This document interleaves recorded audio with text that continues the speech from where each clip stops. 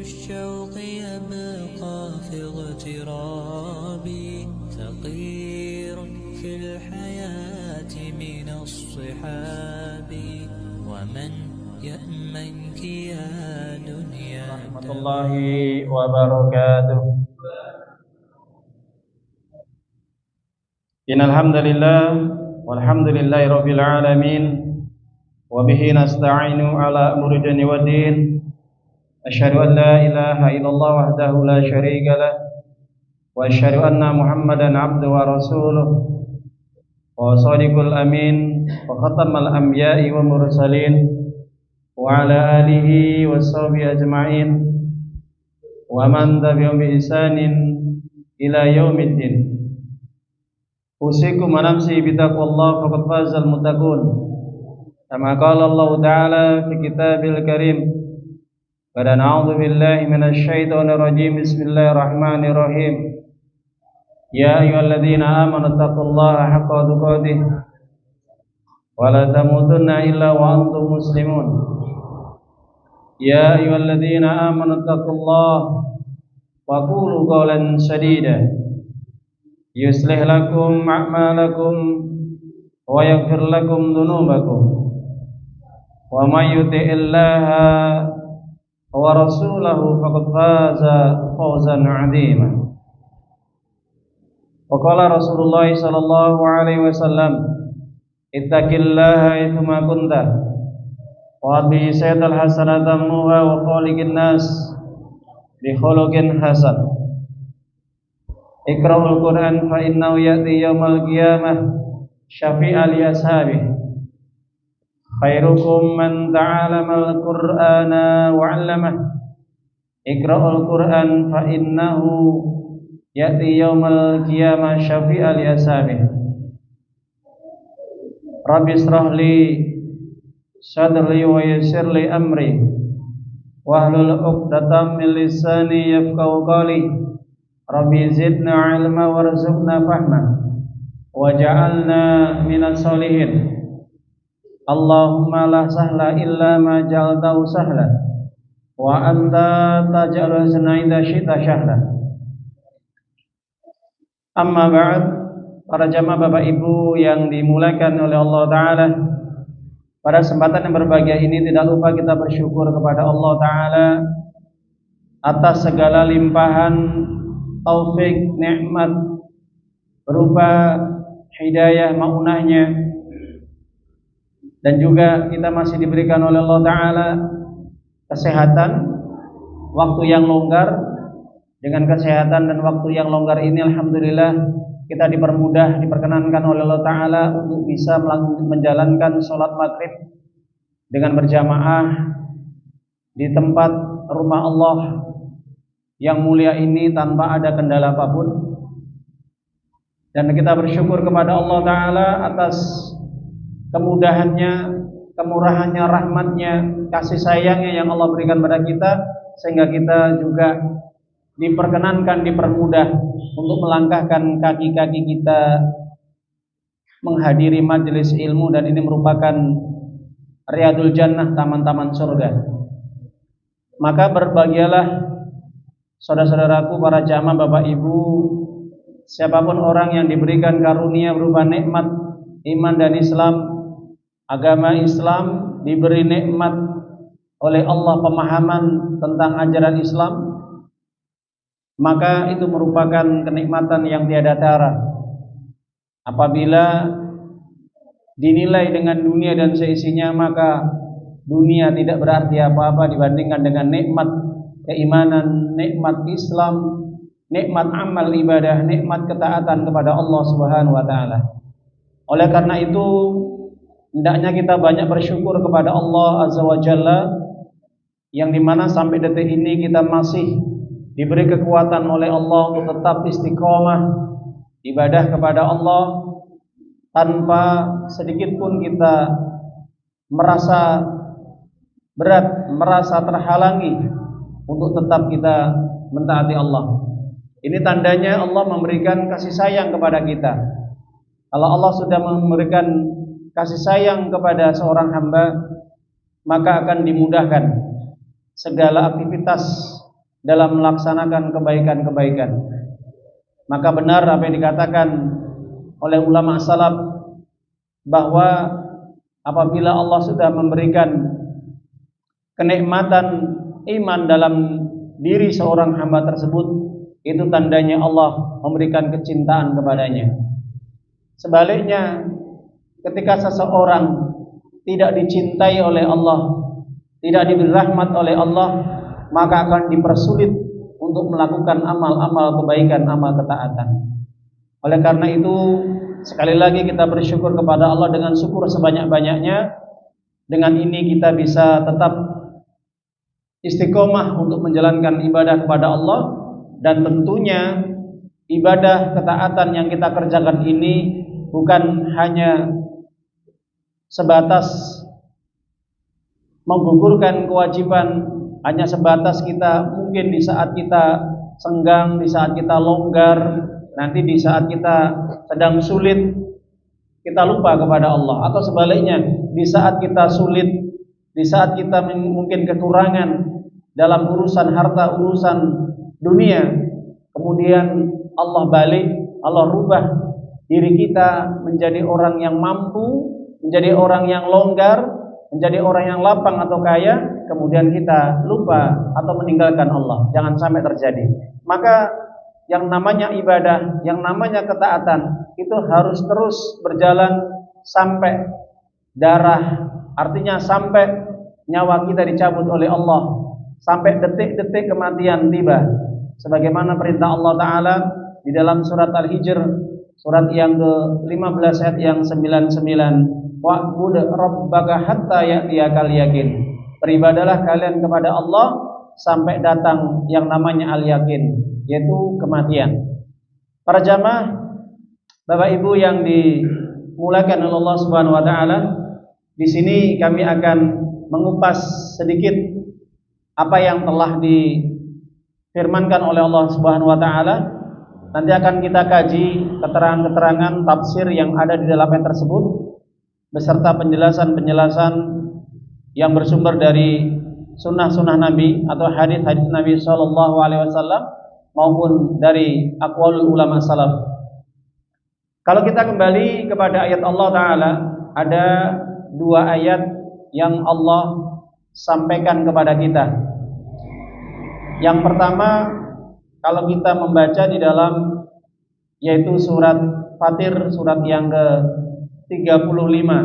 Para jamaah Bapak Ibu, di dalam surat Fatir, surat yang ke-35, ayat yang ke-36 dan juga 37, itu kita akan diperlihatkan, kita akan diberitahukan oleh Allah Ta'ala tentang bagaimana keadaan orang-orang kafir, orang-orang yang masa hidupnya mereka kufur terhadap Allah, Rasulnya, kitabnya, Al-Quran, atau mereka orang-orang yang berpaling dari kebenaran, atau mereka juga termasuk orang-orang yang menyombongkan diri dari ibadah kepada Allah, atau juga mereka termasuk orang-orang yang hidupnya lalai dengan kehidupan akhirat disebabkan karena kesibukan urusan dunia, kerepotan terkait dengan perkara-perkara dunia, sehingga menjadikan mereka lalai, goflah, sehingga mereka lupa untuk mengingat Allah, lalai untuk ibadah kepada Allah, meninggalkan perintah-perintah Allah. Maka ini disebut orang-orang yang kafir atau orang-orang yang ingkar. Jadi kata-kata kafir atau ingkar ini adalah mereka yang tertutup hatinya untuk mendapatkan hidayah, atau mereka menutup diri dari petunjuk Allah, dari perintah Allah. Ini yang namanya kafir atau kufur perbuatannya, Bapak Ibu. Kalau kita baca di dalam ayat yang 36, Allah katakan di dalam ayat tersebut, walladzina kafaru lahum naru jahannam. Adapun orang-orang yang kufur kepada kebenaran, ingkar terhadap ayat-ayat Allah, menyombongkan diri, menolak kebenaran, atau lalai dari beribadah kepada Allah, lahum naru jahannam, mereka akan mendapatkan siksa api neraka jahannam. Itu kata Allah. la yuqdu alaihim, dan orang-orang kafir nanti ketika dimasukkan ke dalam neraka, mereka akan merasakan siksaan api neraka, mereka tidak akan dibinasakan, la yuqdu alaihim fayamutu, sampai mereka mati. Artinya mati tidak seterusnya, tapi mati sementara, kemudian dihidupkan kembali, ya, disiksa oleh Allah Ta'ala, kemudian sampai mereka mati, sampai mereka hancur lebur badan yang disiksa oleh Allah, mulai ujung rambut sampai ujung kaki. Maka ketika dia mati, kemudian mereka kembali lagi, seperti dijelaskan di dalam surat An-Nisa, surat yang keempat, ayat yang ke-56.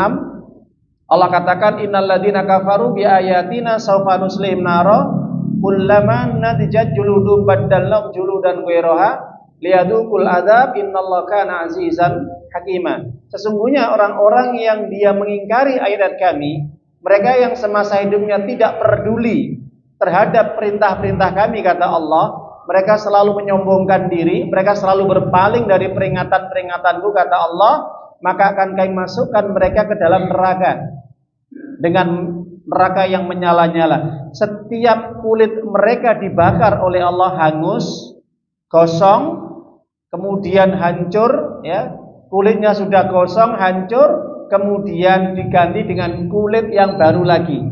Ini menunjukkan para jamaah Bapak Ibu bahwa di dalam kehidupan akhirat itu tidak ada yang namanya kematian selama-lamanya, nggih. Nggih, mboten?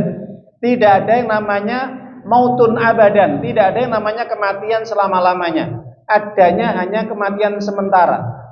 Artinya mereka hanya ketika mereka sudah hancur, mereka akan kembali lagi seperti semula. Makanya kita ambil satu hadis, kehidupan di akhirat yang nanti akan kita rasakan dan seluruh manusia nanti akan mengalaminya. Ketika di saat dibangkitkan nanti seluruh manusia dari alam kubur, maka akan didatangkan seekor kambing. Maka seekor kambing itu diperumpakan sebagai kematian dan wujudnya nyata. Kalau kematian hari ini kan sifatnya abstrak, Pak Uge, ya, tidak bisa dilihat, ya.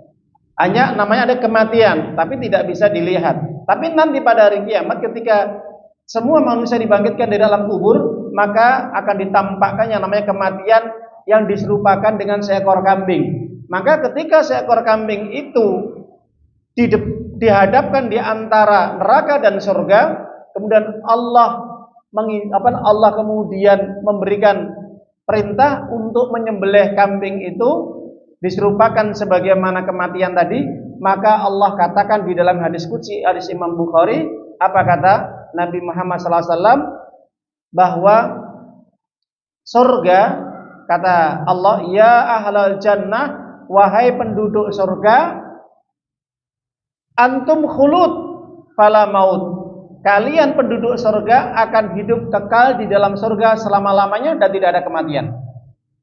Kemudian juga Allah berfirman kepada penduduk neraka, ya ahlan nar wa antum khulud fala maut, kalian penduduk neraka, kalian akan hidup di neraka selama-lamanya dan tidak ada kematian setelah itu. Jadi para jamaah Bapak Ibu, di kehidupan akhirat nanti tidak ada yang namanya maut, tidak adanya kematian. Yang namanya maut, ya, mayit itu hanya adanya di dunia. Jelas Bapak Ibu nggih?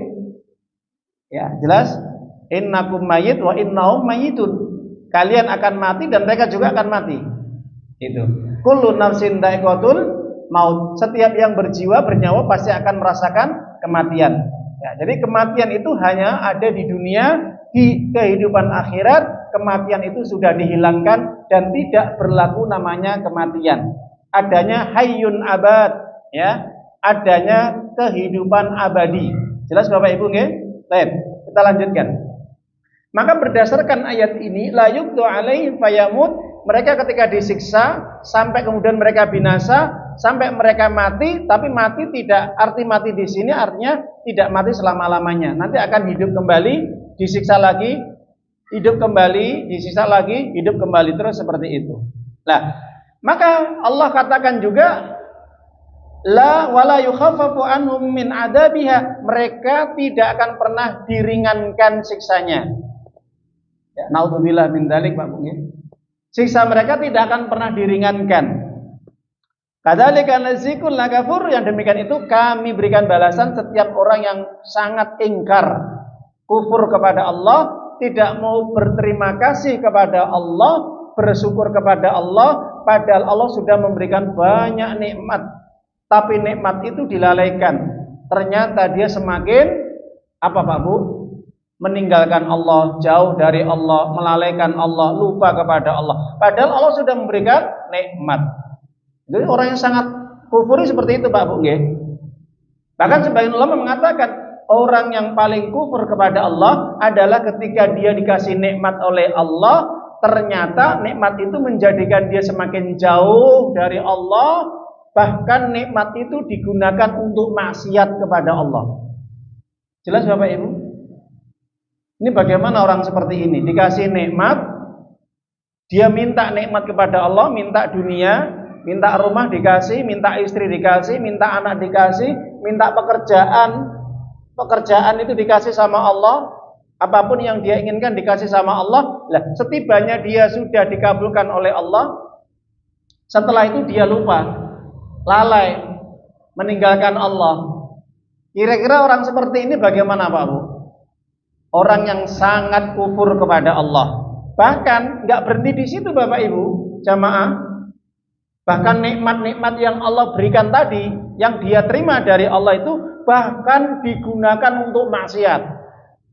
Rumah yang dia tempatin, padahal itu adalah titipan dari Allah, pemberian dari Allah, digunakan untuk maksiat. Rumah itu digunakan untuk minum-minuman keras, berjudi, melakukan perbuatan zina, dan masih banyak lagi perbuatan dosa yang lain. Jelas nggak ya? Atau bahkan rumah itu tidak digunakan, maaf ya, tidak pernah digunakan untuk sholat. Rumah itu tidak digunakan untuk sujud.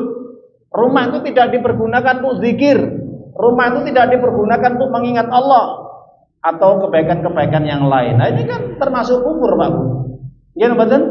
Begitu juga kendaraan, mobil, motor, atau yang semisalnya mungkin. Ketika sudah diberikan oleh Allah, dikasih titipan oleh Allah berupa kendaraan motor atau mobil, kendaraan itu tidak digunakan untuk kebaikan, menyambung silaturahim, mendatangi majelis ilmu, datang ke pengajian, atau mendatangi panggilan Allah, digunakan untuk ibadah sholat, atau kebaikan-kebaikan yang lain. Bahkan semakin dia bisa beli motor, beli mobil yang baru atau yang mahal atau yang mewah, ya, itu semakin dia kufur, Pak Bu. Semakin dia jauh dari Allah, semakin dia lalai, semakin dia meninggalkan sholat, tidak ingat untuk ibadah kepada Allah. Bahkan tidak berhenti di situ, Bapak Ibu. Jamaah, bahkan kendaraan yang dia miliki digunakan untuk maksiat. Datang ke diskotik, minum-minuman keras, main perempuan, bahkan digunakan juga untuk, maaf ya, memboncengkan wanita yang bukan istrinya, digunakan untuk dosa-dosa yang lain, ya, membantu orang lain untuk melakukan perbuatan dosa atau kemaksiatan. Lah, ini kira-kira bagaimana, Bapak Ibu? Orang yang kafir ini bukan kafir lagi, tapi kafur. Jadi kafir itu adalah perbuatan orang yang tidak bersyukur kepada Allah, tidak mau mengingat Allah, dan itu terus berulang-ulang. Itu namanya kafir. Karena ada kafirun, ada kufarun, ada kafur. Ini dalam bahasa Arab ya. Jadi wazennya ini kan. Jadi kalimat bahasanya macam-macam, Pak Bu. Ada banyak bentuknya ini. Ada kafirun, ada kufarun, ada kafur. Kafur perbuatan yang dilakukan oleh seseorang itu berulang-ulang terus, Pak.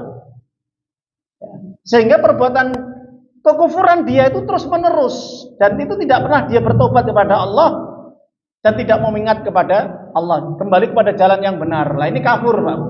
Makanya siksaannya ini berat. Maka di dalam ayat ini para jamaah Bapak Ibu, rahimani rahimakumullah taala, orang yang kafir, orang yang sangat ingkar itu kata Allah akan mendapatkan apa? Kebinasaan, kesengsaraan, penderitaan yang berat. Satu, mereka akan mendapatkan siksaan yang paling berat dan paling hina. Dua, siksaannya tidak akan pernah diringankan. Tiga, siksaan itu akan terus berlanjut selama-lamanya, abadi. Na'udzubillah min dzalik. Ngeri nomor Pak Bu? Ngeri. Kenapa? Karena itu hasil dari perbuatan dia ketika di dunia dia melalaikan Allah. Padahal nikmatnya sudah diberikan sebanyak mungkin. Kadang-kadang orang seperti itu juga kadang masih kurang, Pak Bu. Masih kurang dia. Hartanya yang begitu melimpah ruah. Ya, ternyata meskipun dia dikasih kekayaan yang banyak, harta yang banyak, semakin dia kufur, semakin bertambah kedurhakaannya dia kepada Allah. Ente mboten Pak orang seperti itu. Semakin hartanya tambah, semakin durhaka. Semakin dia sukses, semakin dia menjadi orang yang sombong, orang yang dolim. Nah ini terjadi. Makanya ini dinamakan kafur ini. Para ahli tafsir mengatakan orang yang betul-betul dia sangat ingkarnya luar biasa kepada Allah. Nah, ayat yang ke-37 Allah katakan orang-orang yang disiksa nanti pada hari kiamat di neraka jahanam disebabkan karena kekufuran mereka, wa yastarikhuna fiha rabbana akhrijna na'mal sholihan ghairal ladzi kunna na'mal. Mereka menjerit-jerit, mereka meronta-ronta, mereka berseru meminta kepada Allah, ya Rabb, ya Tuhan kami, keluarkan kami dari siksaan ini, kami sudah nggak kuat ya Allah, kami nggak kuat ya Allah dengan siksaan ini penjenengan ya Allah. Itu ocehannya apa? Ronta-rontanya orang-orang yang disiksa nanti di neraka jahanam, Pak Bu. Jadi mereka bengak-bengok, ya istorikhuna itu meronta-ronta, merasakan sakitnya yang luar biasa. Mereka minta kepada malaikat Malik penjaga neraka supaya apa? Supaya ditarik ke atas, dikeluarkan dari neraka. Ketika mereka naik, Pak. Jadi penduduk neraka itu kan rata-rata itu kan di bawah, ya tempatnya itu di bawah. Jadi seperti kalau joglangan atau seperti kayak lembah itu, rata-rata ke bawah, di bawah itu. Dasar ya, dasar neraka itu ada yang bertingkat-tingkat memang itu. Jadi kok nggak datar gini, enggak. Bentuk neraka itu seperti kayak apa ya? Iya kayak lembah itu bentuknya. Karena ada namanya lembah Wail, ada juga yang namanya lembah Goya, ada juga lembah Sakor itu. Itu lembah-lembah yang ada di neraka jahanam itu, Pak. Terutama orang yang tidak pernah sholat itu masuk neraka lembah Sakor. Di neraka jahanam itu lembah Sakor namanya, ya. Termasuk orang yang hidupnya menuruti hawa nafsu, ya, selalu melakukan perbuatan dosa dan banyak maksiat, mengikuti syahwatnya. Ini masuk lembah di neraka jahanam namanya lembah Goya. Surat Maryam ayat yang ke-59, surat yang ke-19. Kalau lembah Sakor tadi di dalam surat apa? Al-Mudaththir surat 74 ayat yang ke-42, 43. Ya, jadi ada lembah Wail. Lembah Wail itu yang paling banyak penghuninya, Pak Bu. Ya, suka mengolok-olok, suka mencaci maki, suka menebarkan fitnah, suka berjanji tidak tepati, ya, sumpah palsu, suka menghina, ya, menebarkan fitnah. Ini neraka Wail. Dan termasuk orang yang suka sholatnya tidak bisa menjaga khusyuk karena riya. Nah, ini jelas ya. Fawailul lil musallin, lail. Jadi wail. Ini lembah ini. Wailul likulli humazatil lumazah. Itu. Masih banyak lagi. Baik, kita kembali. Jadi ketika mereka para penduduk neraka disiksa oleh Allah Ta'ala bertubi-tubi dan tidak ada istirahatnya, Pak. Masya Allah. Naudzubillah min dzalik. Enggak ada istirahat. Sedetik pun tidak ada istirahat, Pak. Orang disiksa di neraka itu enggak ada. Bagi siapa? Bagi orang kafir. Kalau orang mukmin ada istirahatnya, Pak. Karena memang sementara orang mukmin.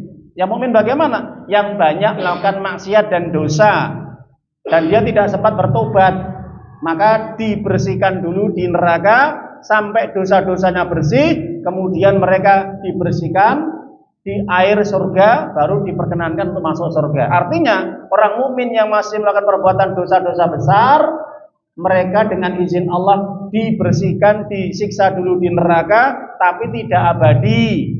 Boten langgeng, Pak Bu nggih, namung sauntara. Setelah bersih dosa-dosanya, baru kemudian diangkat, dimasukkan ke dalam surga. Jadi surga itu adalah tempat yang bersih, yang suci, tidak akan bisa dimasuki orang-orang yang masih kotor badannya dengan dosa-dosanya. Maka dibersihkan dulu. Nah, ketika mereka meronta-ronta, mereka mengatakan, ya Allah, keluarkan kami dari api neraka kami akan mengamalkan ketaatan, kebaikan sesuai dengan petunjukmu di dalam Al-Quran dan Sunnah Rasulmu.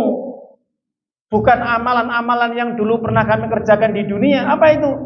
Kesombongan, hasad, dengki, bid'ah, khurafat, tahayul, syirik, kufur, dan masih banyak maksiat-maksiat yang lain, Bapak Ibu.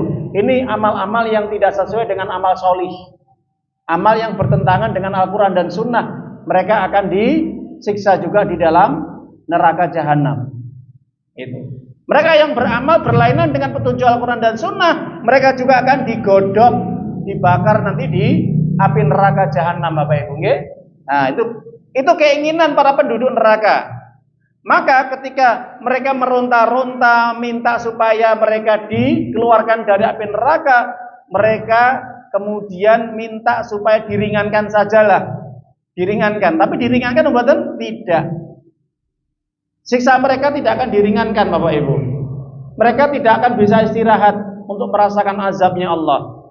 Lah, ketika mereka minta supaya dihidupkan kembali di dunia, supaya bisa beramal solih, supaya bisa mentaati Allah dan Rasulnya, baru Allah memberikan jawaban.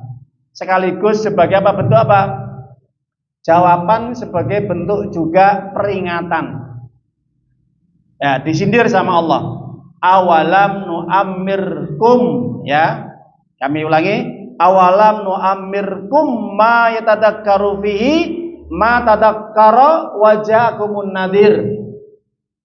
Napa dipun Gusti Allah? Pertanyaan Allah.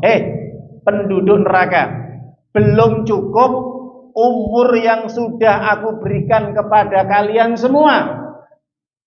Yang seharusnya umur yang sudah aku berikan, usia yang sudah aku berikan kepada kalian, kamu gunakan untuk apa, Pak Bu?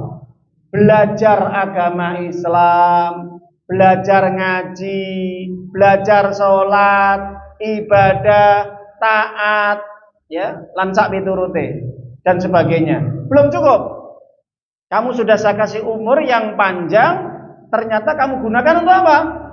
Kamu gunakan hanya untuk kepentingan dunia, kamu habiskan hanya untuk mencari dunia, untuk perkara yang tidak ada manfaatnya, untuk perbuatan dosa dan maksiat. Coba Bapak Ibu, perhatikan ayat ini. Ketika Allah sudah membantah seperti ini, jawabannya apa? Nggak bisa jawab. Kurang, Ton. Aku kasih umur kalian yang panjang. Sampai 60, 70, 80, 90. Kurang. Faduku wa malizolimina, faduku famalizolimina min nasir. Rasakan siksaanku yang pedih ini, wahai penduduk neraka, dan tidak ada penolong bagi orang yang dolim. Jelas Bapak Ibu, nggih? Dolim. Kenapa dikatakan ayat ini dolim sebagai penutup kalimatnya?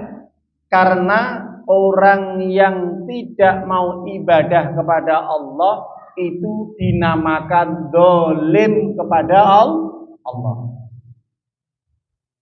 Jadi orang yang kufur kepada Allah berdasarkan ayat ini, maka dikatakan dolim. Dolim itu apa, Pak Bu? Nganiaya, menyakiti Allah. Sekarang gini, ketika penjenengan Bapak Ibu sekalian memberikan sesuatu hadiah, oleh-oleh atau yang lain, tapi yang penjenengan berikan itu tidak pandai berterima kasih, bahkan juga mereka semakin tidak baik sikapnya, tidak sopan, ya, dinasihati juga tidak mau. Itu kira-kira perasaan penjenengan kita ini sakit apa mboten, Pak Bu? Sakit apa mboten? Sudah dibantu ngolok-ngolok, sudah dibantu malah semakin melunjak kalau orang bilang, nggih. Sama, Allah pun ya gitu. Ketika manusia dikasih fasilitas dunia, ketika manusia itu tidak mau berterima kasih, tandanya menyakiti Allah, dolim kepada Allah. Makanya dolim itu ada 3, dolim kepada manusia, dolim kepada diri sendiri, dolim kepada Allah. Jelas Bapak Ibu? Dan dolim yang paling berat adalah dolim kepada Allah. Apa dolim kepada Allah? Diperintah sujud, sholat, ibadah nggak mau. Itu dolim kepada Allah, Pak. Hati-hati Pak Bu nggih. Padahal dikasih udara ini gratis, nggak bayar. Coba jenengan kita menghirup udara ini bayar mboten? Bayar mboten nih udara ini? Coba tanyakan mereka yang sakit hari di rumah sakit, ya. Mereka terbaring nggak bisa beraktivitas, nggak bisa bergerak, bahkan bernapas pun sulit, harus menggunakan bantuan oksigen. Oksigen 1 tabung, bayar. Yang tabung kecil itu Pak Bu bisa 300-400 ribu.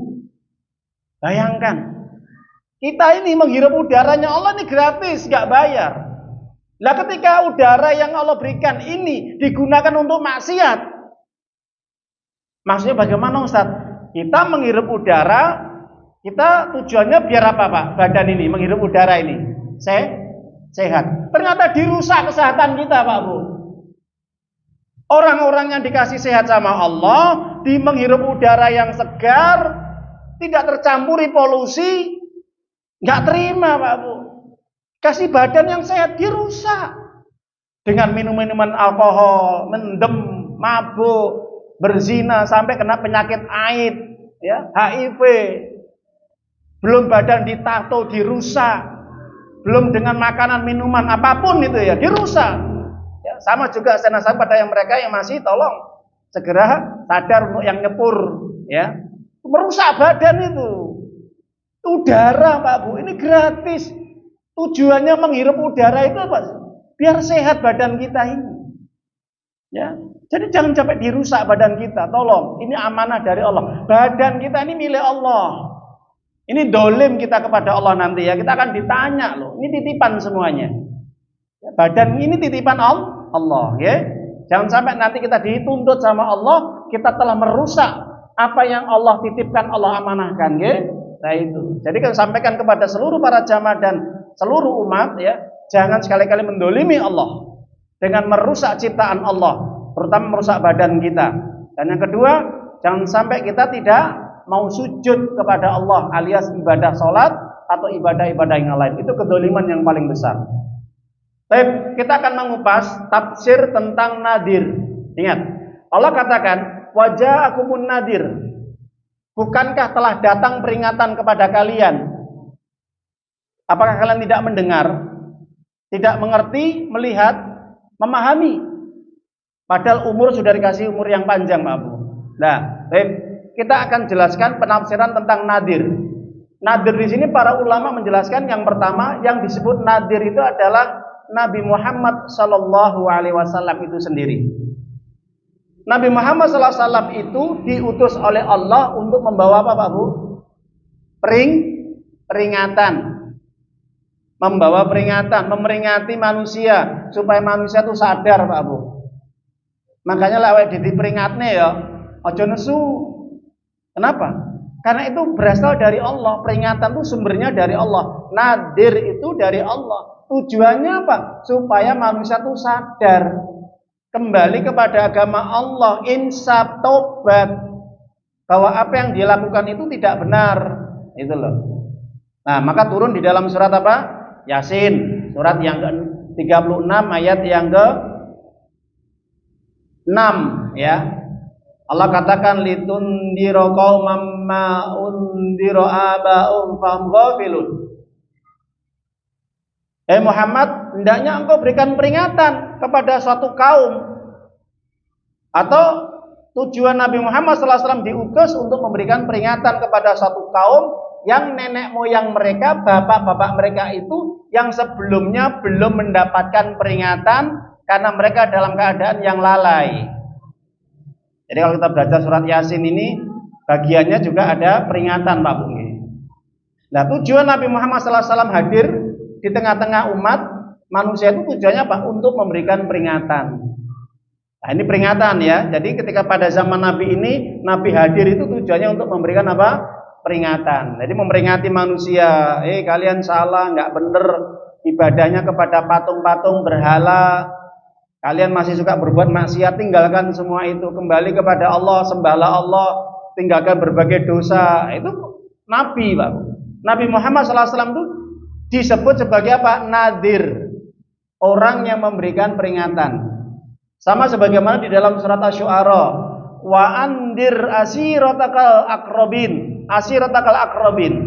Wahai Muhammad, berilah peringatan kepada keluarga dekatmu, kerabat dekatmu. Nah, itu. Jadi kata-kata nadir di sini ayat ini adalah apa? Kanjeng Nabi Muhammad SAW sebagai pelaku yang tugasnya memberikan apa? Peringatan kepada manusia. Coba Bapak Ibu, orang hidup itu kalau nggak ada peringatan yang meringati, kira-kira seperti apa kehidupan? Rusak namanya? Rusak. Mas, contoh aja sekarang kita hidup di akhir zaman ini ya, fase yang keempat. Banyaknya berbagai kemaksiatan, kemungkaran, kerusakan ya. Itu kalau nggak ada dai-dai, ustadz, para mubalik yang berdakwah di jalan Allah, mengingatkan manusia seperti apa kehidupan Pak. Nggak ada yang khutbah Jumat, nggak ada yang majelis ilmu ngaji seperti ini, nggak ada. Kira-kira seperti apa manusia Pak Bu? Rusak Pak Bu, betul. Karena nggak dapat ilmu. Makanya tugasnya ulama, ustadz, mubalik, para kiai itu berdakwah itu tujuannya apa? Mengingatkan manusia supaya manusia itu tidak lalai kepada Allah, kembali kepada jalan yang benar dan tidak terjerumus ke dalam perbuatan dosa dan maksiat. Itu tujuannya para utusan ya. Baik itu para rasul, para nabi ataupun para ulama ya. Kalau dibilang ulama itu mereka yang berilmu, tapi ulama akhirat ya, bukan ulama dunia yang tujuannya dakwah mencari ketenaran, kekayaan dan sebagainya. Yang kedua, nadir itu Al-Qur'an. Makna nadir itu Al-Qur'an. Al-Qur'an yang sekarang kita kaji Pak Bu, ini nadir apa? Peringatan. Jadi tujuannya Al-Quran itu dihadirkan Pak Bu, diturunkan oleh Allah melalui Nabi Muhammad SAW. Tujuannya manusia itu biar tidak apa? Tersesat dari jalan yang benar. Makanya hadirnya Al-Quran itu untuk memberikan apa? Cahaya, jalan yang benar, jalan yang lurus, hidayah, bimbingan, supaya hidup kita ini terarah, benar, lurus, itu dengan mengikuti Al-Quran. Istilah Pak Bu, urip niku intine melu Al-Quran, melu hadis Kanjeng Nabi, pasti akan benar dan lurus. Percaya mboten? Percaya, yakin. Inna hadzal Qur'an yahdi lillati hiya aqwam. Al-Qur'an yang Allah turunkan tujuannya untuk membimbing manusia, mengarahkan hidup manusia supaya hidupnya jalannya benar dan lurus, adil, Pak Bu. Cari selain Al-Qur'an yang bisa lurus, yang bisa baik, yang bisa benar, yang bisa adil. Ada selain Al-Qur'an? Enggak ada, Pak Bu. Di dunia ini nggak ada selain Al-Quran yang bisa kitab yang memberikan keadilan, ketentraman, ketenangan, cahaya, hidayah, itu nggak ada kecuali hanya Al-Quran. Makanya Al-Quran itu hadir di hadapan kita tujuannya membimbing hidup kita Pak Bu. Makanya jangan sampai kita jauh dari Al-Quran. Minimal setiap hari baca Quran, minimal sehari baca Quran, ditambah lagi mempelajari, memahami dan mengamalkan isinya, itu lebih utama lagi. Yang ketiga, nadir itu adalah yaitu usia umur. Itu nadir Pak Bu. Jadi orang hidup itu dikasih peringatan oleh Allah itu dengan umur yang dia miliki. Kita yang hadir di sini ada yang umur yang 20 Pak Bu. Ada nggih? Ada, saya yakin. Mungkin yang di luar.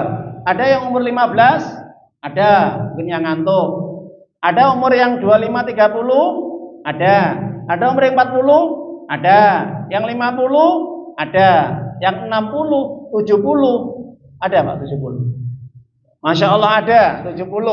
Yang 80? Belum ada ya? 90? Angan-angan Pak Bu. Lah, itu peringatan Pak Bu. Umur kita itu peringatan. Ingat, orang ketika dikasih usia atau umur panjang, itu tandanya Allah masih memberikan kesempatan supaya dia bertobat. Jelas? Orang dikasih umur panjang itu menandakan Allah hanya mengingatkan supaya orang itu secepatnya bertobat. Kalau sudah dikasih umur panjang sampai umurnya 60, 70, 80 dan seterusnya, kok dia tidak sadar Pak Bu, nggak bertobat, Allah sudah tidak akan memberikan alasan lagi. Nanti pada hari kiamat orang seperti ini paling berat siksanya, Pak. Paling abot siksanya, betul. Makanya Nabi mengatakan dalam hadis Imam Bukhari, a'darallah imra'atan ya illa imri'in hatta idza balagha sittin sanah. Allah memberikan penundaan terhadap hambanya sampai umur 60 tahun. Sehingga kalau sudah lebih dari 60, Allah sudah tidak akan memberikan apa Pak Bu? Keringanan lagi nanti pada hari kiamat. Nah ini. Jadi umur 60 kok nggak sadar-sadar. Nah ini bahaya Pak Bu. Ada kan? Wes umur swida sik panggah maksiat aja. Umur 70 sik panggah maksiat, dosane ora gelem diilangi, tidak bertobat, padahal sudah punya cucu banyak nggih. Nah itu. Kok nggak bertobat? Nah, dosa orang umurnya yang lebih tua ya, yang lebih panjang dengan yang masih pendek itu banyak dosanya Pak Bu. Yang masih panjang daripada yang pendek. Orang 20 tahun mati, mungkin dia nggak tobat. Anggap aja ketika akil baliknya umur berapa? 13 tahun. 13 sampai ke 20 berapa? 7 tahun. Dia berbuat dosa 7 tahun. Ya itu yang dihisap 7 tahun. Nah kalau sampai umurnya 60 70, mulai akil balik umur 13 tahun sampai 70 berapa? 57. 57 itu dihisap sama Allah nanti pada hari kiamat Pak Bu. Ayo. Banyak mana dosanya? Banyak yang 60 70 enggak sadar Pak Bu. Ora eling ngarani wong Jawa nggih. Wis umur swidak 70 sing nglakoni maksiat, urung tobat, urung kenal masjid, urung gelem ngaji, urung gelem salat. Lah ini seperti apa Pak Bu? Makanya Allah tidak akan memberikan udzur bagi mereka yang umurnya sudah 60 tahun. Hati-hati Pak Bu. Ini yang umurnya banyak. Kita tunda azan dulu. Baik para jamaah, kita lanjutkan. Jadi kalau kita kembali kepada apa yang disabdakan oleh Nabi Shallallahu Alaihi Wasallam bahwa usia kita di antara kita manusia secara umum dikasih umur usia 60, 70 bahkan lebih, itu peringatan supaya manusia itu ketika dikasih hidup lama ya, usia lama itu di dunia, supaya mereka selalu ingat kepada Allah, supaya mereka sadar bertobat kepada Allah, meninggalkan berbagai perbuatan dosa dan maksiat, kesempatan untuk memperbaiki dirinya, semakin sergap, semangat, rajin ibadah, semakin taat, sergap sholate, sergap sedekahe, sergap ngajine, sergap silaturahim lan sak piturute. Itu tujuannya dikasih umur panjang. Makanya Nabi mengatakan man ahabba ayim satalau fi rizki wa imsalalau fi atharihi falyasil rahimah. Siapapun yang ingin dipanjangkan umurnya, ditambah rezekinya, perbanyaklah silaturahim. Nah itu. Jadi salah satu untuk memperpanjang umur agar umur barokah, berkualitas, agar umur usia itu kita produktif Pak ya, tidak sia-sia, maka gunakan untuk kebaikan umur-umur kita ini ya, yang sisa gitu. Jadi kita ini kan umur-umur yang sisa nih ya, jangan menganggap tambah umur ya. Ya, sisa umur kita ini kita perbaiki semakin lebih baik. Mungkin si A umurnya sudah ditetapkan sama Allah di Lauh Mahfuz 60 tahun. Sekarang umurnya 57 tahun. Enten pinten Pak Bu? 3 tahun, masih kurang 3 tahun. 3 tahun ini sisa, gunakan untuk taat, ibadah. Semakin dekat kepada Allah, banyak bertobat, banyak istighfar, perbanyak sholatnya, perbanyak sedekahnya, perbanyak ngajinya. Terus agar 3 tahun ini produktif. Jadi ini yang dinamakan umur usia yang produktif adalah sisa-sisa umur yang Allah berikan untuk kebaikan, untuk ketaatan. Itu yang dinamakan umur atau usia yang produktif. Sebaliknya, umur yang sia-sia sudah dikasih umur panjang tapi belum sadar, belum bertobat, masih lenggang sana, lenggang sini, masih cekakak sini, cekakak sini. Panggilan sholat tidak digubris, nggak didengarkan, enak-enak ngobrol di warung atau di pinggir jalan. Padahal dia sudah melihat banyak orang yang sholat, ya, banyak orang yang ngaji. Itu nggak direken, Pak, nggak ada respon, nggak ada pengaruh. Rugi napa mboten, Pak Bu? Rugi. Makanya Kanjeng Nabi dawuh dalam hadis Imam Tirmidzi.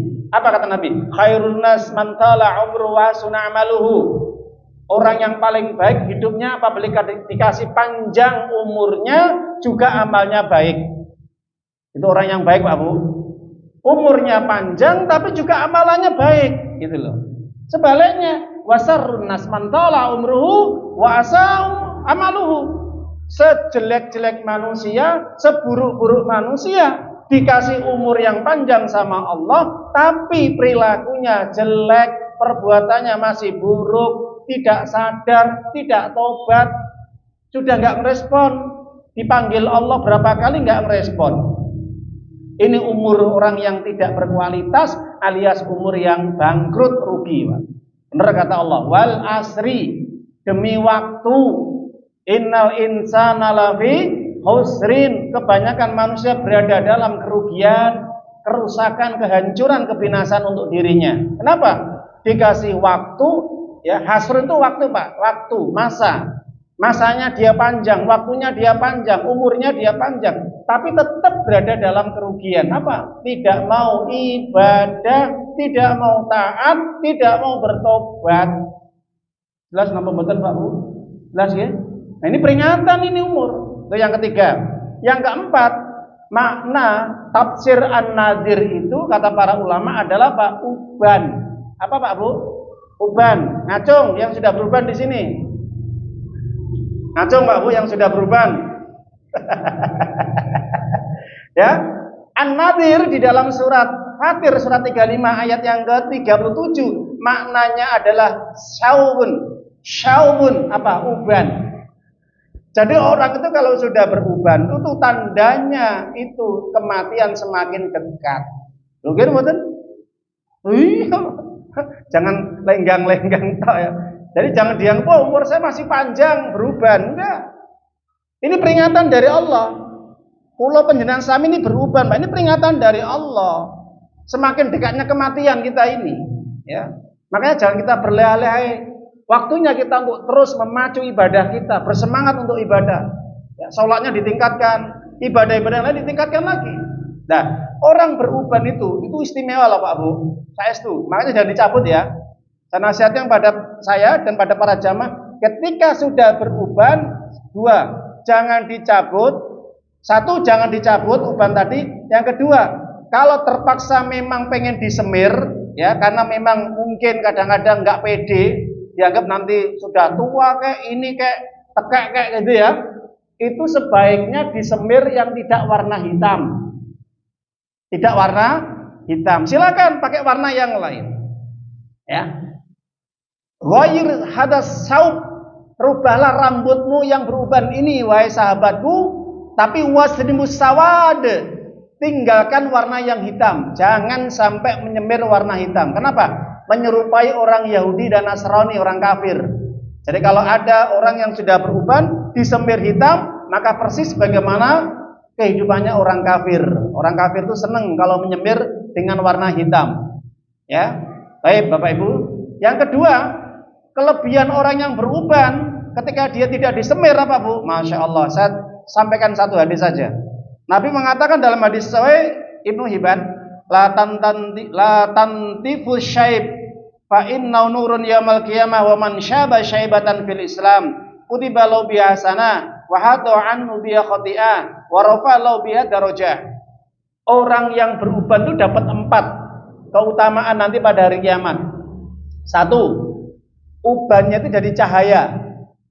2, dosanya diampuni setiap satu uban. 3, maka dia akan dinilai sebagai pahala. Pahala itu Pak, satu uban itu. Dan dihilangkan satu kejelekan. Yang keempat, uban itu akan mengangkat derajatnya semakin tinggi di hadapan Allah.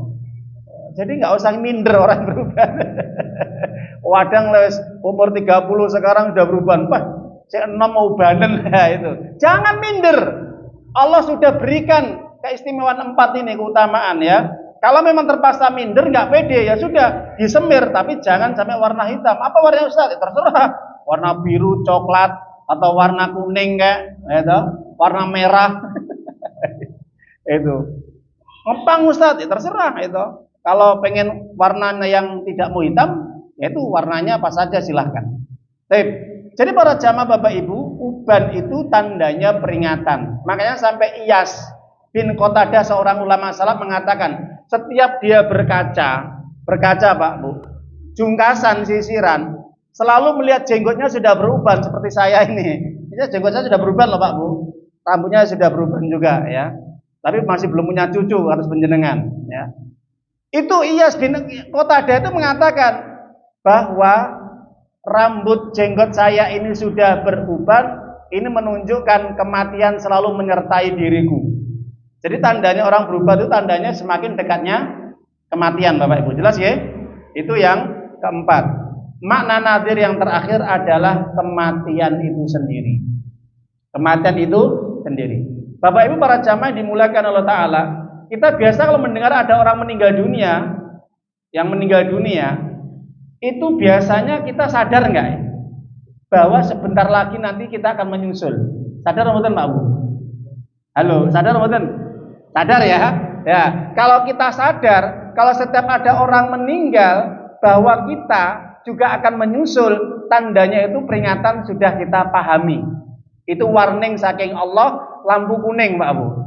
Tapi setiap ada kematian di sekitar kita, tetangga kita, keluarga kita, kerabat kita, saudara kita, orang tua kita, atau siapapun yang sudah meninggal dunia mendahului kita, kok kita nggak sadar, berbenah-benah mencari bekal sebanyak-banyaknya, berartinya kita ini masih lampu hijau, jalan terus gitu ya. Apalagi mereka yang maksiat jalan terus. Padahal ada orang mati Pak Bu. Ada tuh orang mati itu ya. Saya pernah ketika ngiringi jenazah di kuburan. Ketika jenazah itu baru saja dikuburkan Pak Bu ya. Belum kering itu tanah Pak Bu. Sebelah saya bicaranya apa? Nomor Pak Bu. Astagfirullahaladzim ya. Itu di kuburan. Yang dibicarakan apa? Togel.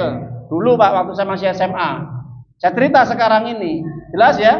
Yang kedua, ketika di kuburan ngomong masalah dunia. Padahal baru saja orang meninggal itu peringatan bagi dia. Dia sudah tobat belum? Dia sudah mencari bekal belum? Dia sudah mempersiapkan kematian belum? Padahal Nabi mengatakan, aksiru dzikra hadimil la'dat yaknil maut. Perbanyaklah mengingat pemutus kelezatan kenikmatan dunia, yaitu apa? Kematian.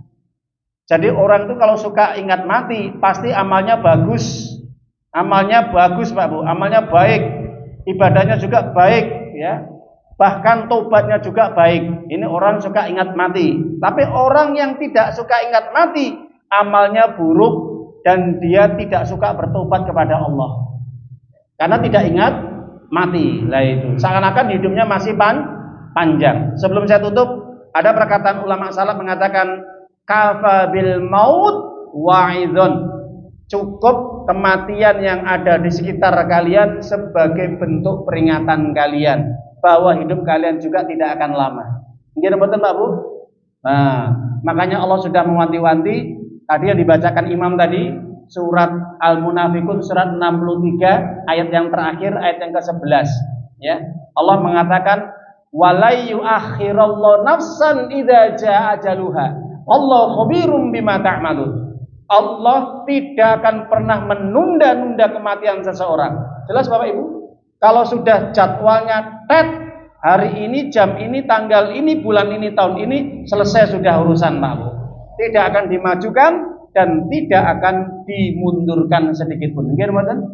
Maka kematian itu mudah-mudahan sebagai pengingat kita, peringatan kita akan semakin cepatnya kehidupan ini tanpa terasa. Maka oleh karena itu perbanyaklah kita istighfar, taubat kepada Allah, perbanyak doa, perbanyak amal ibadah kita, ketaatan kita sebagai bentuk bekal untuk menghadap Allah sewaktu-waktu nanti kita dipanggil sama Allah. Amin ya rabbal alamin. Semoga bermanfaat kajian pada malam hari ini. Semoga ini bisa menjadi pelajaran kita sebagai nasihat diri kita pribadi dan juga kepada para jamaah. Maka jangan pernah menyanyiakan usia kita Pak Bu, umur kita. Manfaatkan umur kita ini umur yang produktif, yang bermanfaat, yang berkualitas. Jangan pernah mensia-siakan umur kita, terutama waktu luang kita hanya di depan HP berjam-jam saja, ya, sehingga sampai lalai sholat, lalai ngaji, apalagi sudah disibukkan dengan urusan dunia, ya. Itu saja, kita akhiri majelis ini dengan bacaan hamdalah. Alhamdulillahirabbil alamin. Subhanaka Allahumma wa bihamdika asyhadu an la ilaha illa anta astaghfiruka wa atubu ilaik. Bila taufik wal hidayah da'wana. Assalamualaikum warahmatullahi wabarakatuh. Ayyuhalladzina amanu ittaqullaha haqqa tuqatih wa la tamutunna